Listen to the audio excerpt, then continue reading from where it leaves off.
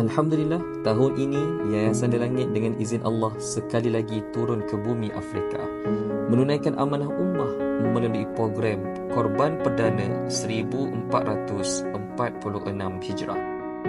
Bersama Kumpulan Amal Jariah Brunei Darussalam, ratusan keluarga dapat disantuni.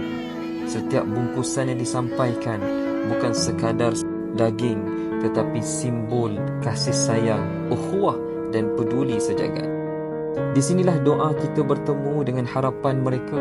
Dalam senyuman yang terukir, terselit kebahagiaan bahawa masih terdapat tangan-tangan yang prihatin dari kejauhan. Korban tahun ini menjangkau sempadan, membawa satu mesej yang jelas, kita semua bersaudara. Setiap yang disampaikan, setiap niat yang dilafazkan menjadi saksi bahawa kita sedang membina dunia yang lebih adil dan penyayang. Terima kasih kepada seluruh peserta, khususnya Kumpulan Amal Jariah Brunei Darussalam, peserta daripada Malaysia, Singapura dan seluruhnya yang turut serta dalam program yang telah sama-sama kita anjurkan. Mudah-mudahan amalan ini diterima oleh Allah Subhanahu Wa Taala. Terima kasih.